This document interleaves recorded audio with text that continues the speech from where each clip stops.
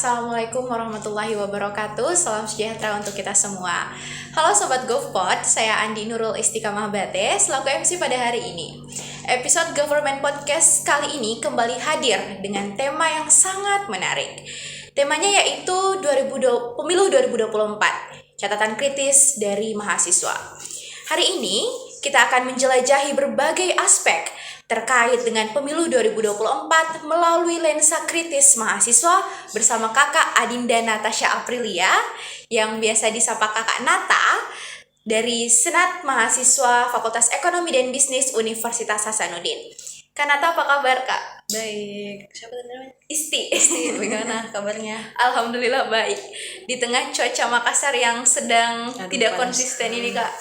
Kadang panas, kadang hujan. Kadang badai. Betul. Tapi semoga kita semua baik-baik saja. Amin.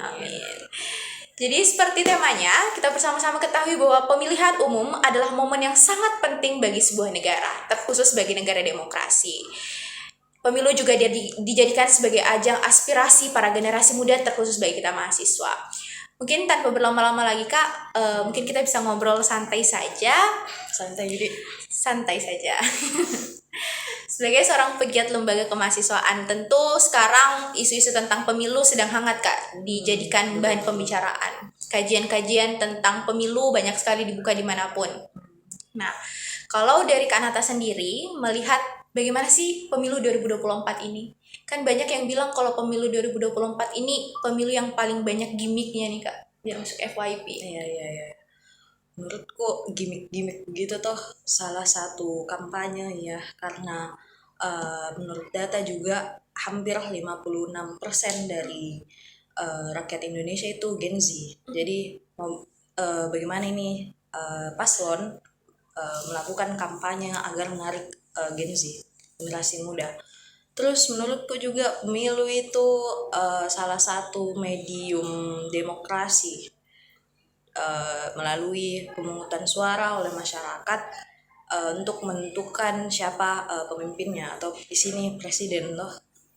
Tapi kenyataannya sekarang itu saya lihat pemilu sebagai medium pertukaran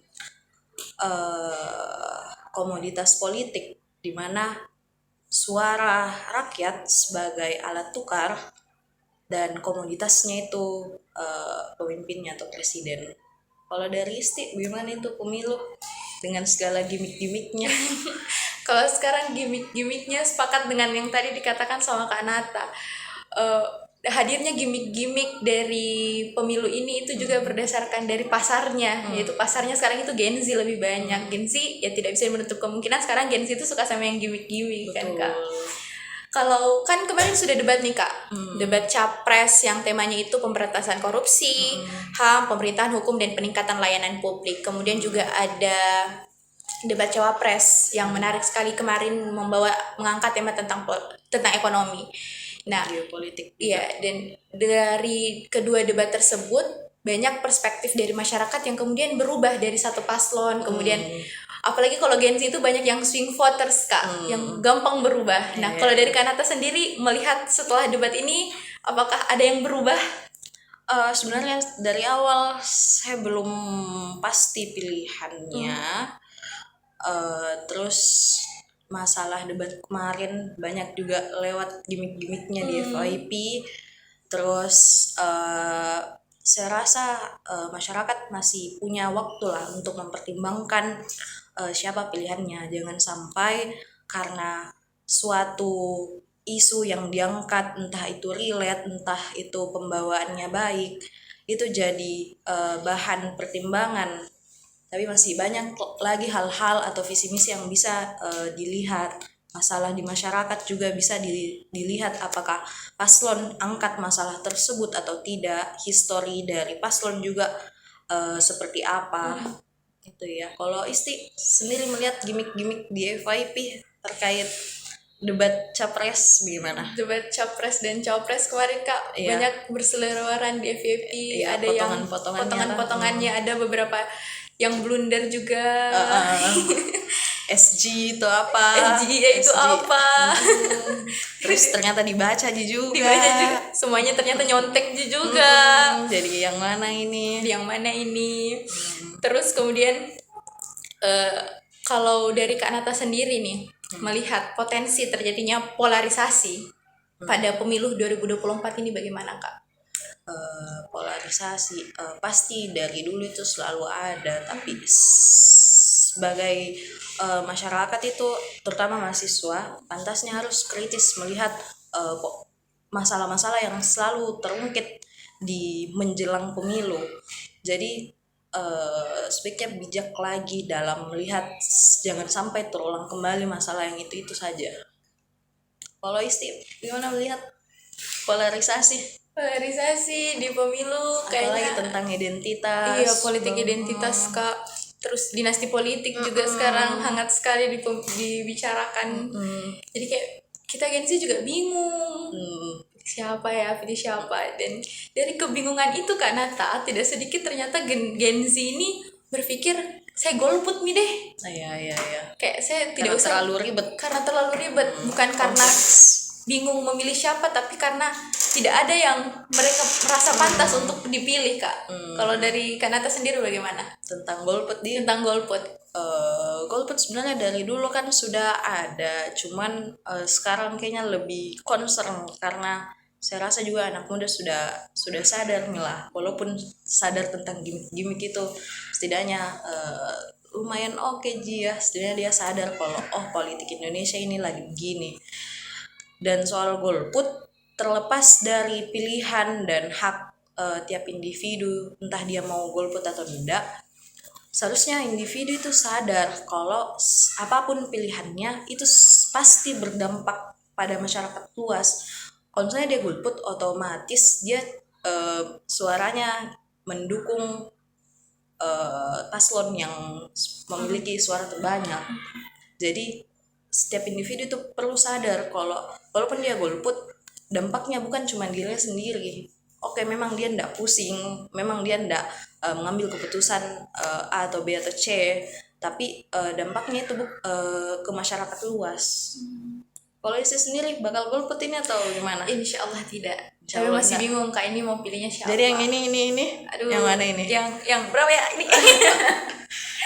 Tapi kayak memang golput sama Ya, masih banyak lah waktu untuk mempertimbangkan. Masih banyak juga debat nanti toh, Januari 3 debat. Iya, Masih pasti ada lah waktu untuk menilai dilihat aslinya kayak bagaimana. apakah setelah 2 debat ini masih ada yang blunder di debat selanjutnya. Betul. Masih ada yang disuruh searching di Google. Ada yang diam. Iya. Saya atau berpikir Iya. atau kompleks sekali pikirannya. Aduh, Kak.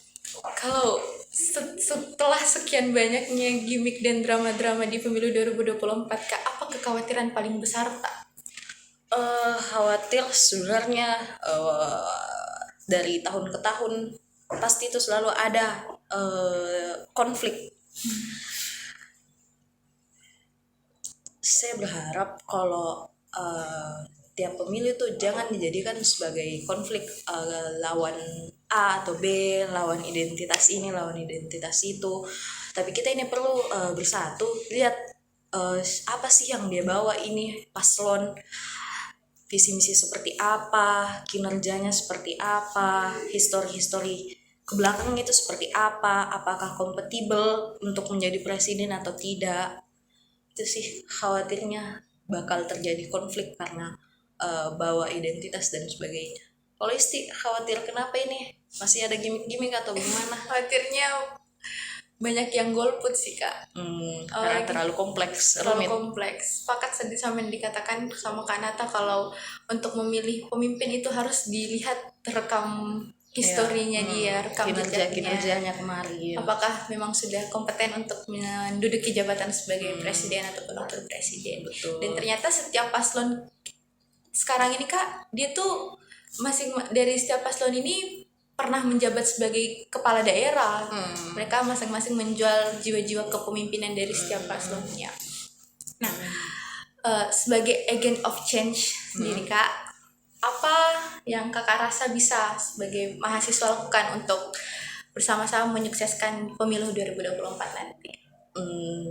Saya koreksi lah, menurutku itu agent of change, bukan sekedar mahasiswa saja. Semua masyarakat, bahkan yang golput, bahkan yang diam saja, menurutku itu bisa merubah masyarakat yang lebih luas. Sama mau pertanyaan, itu sukses apa? Itu sukses apa nih? Apakah pemilunya berjalan saja dikatakan sukses, atau ada yang menang ada yang kalah? Kalaupun memang ada yang menang dan kalah, mending mahasiswa golput enggak sih, karena pasti itu ada menang ada kalah. Jadi bagaimana ini sukses menurutnya Isti? Pemilu 2024 berjalan tanpa ada konflik, tapi konflik pasti ada sih, kayak Pasti tidak bisa dihindari lah. maksudnya kayak berjalan dengan lancar tanpa terjadi hal-hal yang tidak diinginkan. Misalnya kan kemarin itu ada juga petugas pemilu yang sampai meninggal. Itu yang kayak Karena takut kerja Rodi. Iya, kayak kerja Rodi, Kak. Jadi pemilu yang sukses ini, pemilu 2024 yang sukses, pemilu yang bisa melahirkan pemimpin yang benar-benar diinginkan oleh mayoritas masyarakat, dan kemudian pemilu yang minim lah konfliknya. Ya. Kalau misalnya mau mencapai hal tersebut sebagai mahasiswa, saya rasa langkah dasar itu pasti bersikap kritis sebelum melihat sesuatu, melihat masalah, apalagi melihat pemilu ini. Dasar sekali tuh berpikir kritis.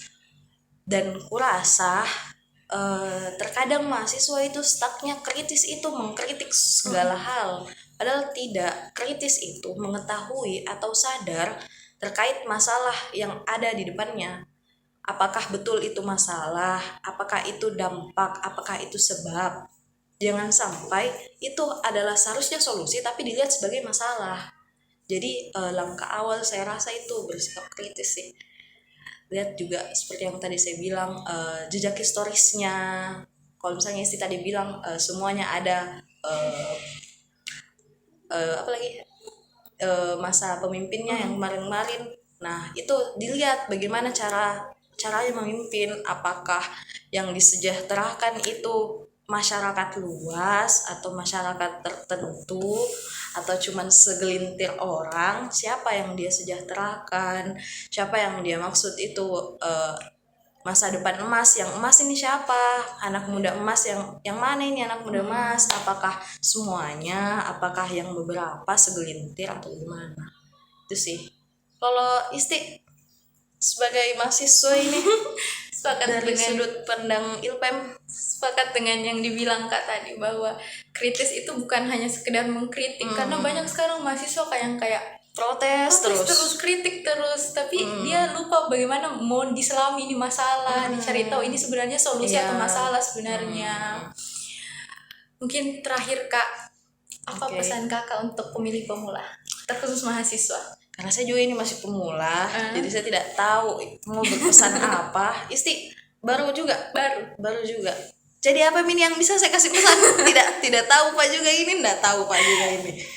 Mungkin kayaknya bukan pesan terhadap pemilih pemula, tapi itu tadi yang bersikap kritis, lihat juga jejak historisnya seperti apa.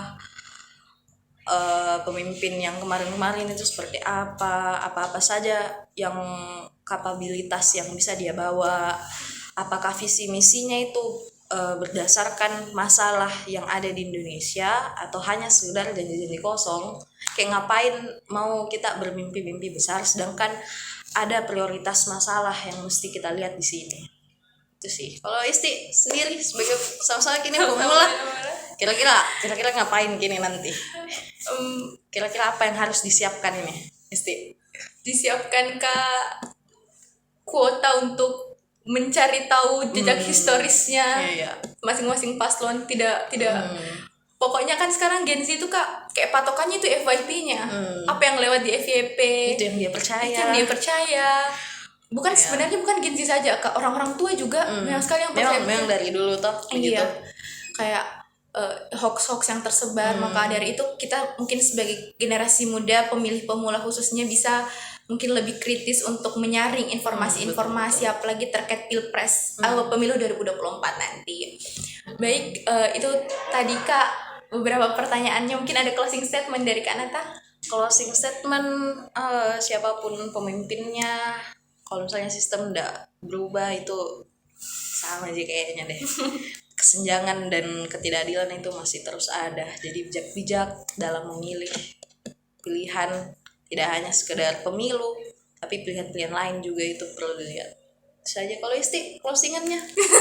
Closingannya. Oke Kak, makasih banyak kan Iya, atas makasih, Isti, waktu dan waktunya kesempatannya juga, iya. sudah mau menjadi narasumber Ya, di dengan Government senang Podcast hati. kali ini. Mungkin ada nanti undangan-undangan GovPod selanjutnya Kak. Oh, astaga, banyak juga temanku yang lain. Oke baik teman-teman semua, itu tadi Government Podcast di episode kali ini, yaitu Pemilu 2024, catatan kritis dari mahasiswa, yang pada intinya sebagai mahasiswa kita harus mampu bersikap kritis terutama untuk menghadapi pemilu 2024, karena tidak lupa bahwa kita adalah agent of change, agen perubahan, dan kita harap bahwa kita adalah pemilih pemula yang cerdas untuk kemudian memilih siapa yang bisa menjadi presiden untuk menuju Indonesia yang lebih baik selanjutnya. Saya Nurul Istiqamah Bate, pamit undur diri. Wassalamualaikum warahmatullahi wabarakatuh. Waalaikumsalam warahmatullahi wabarakatuh. Yeay.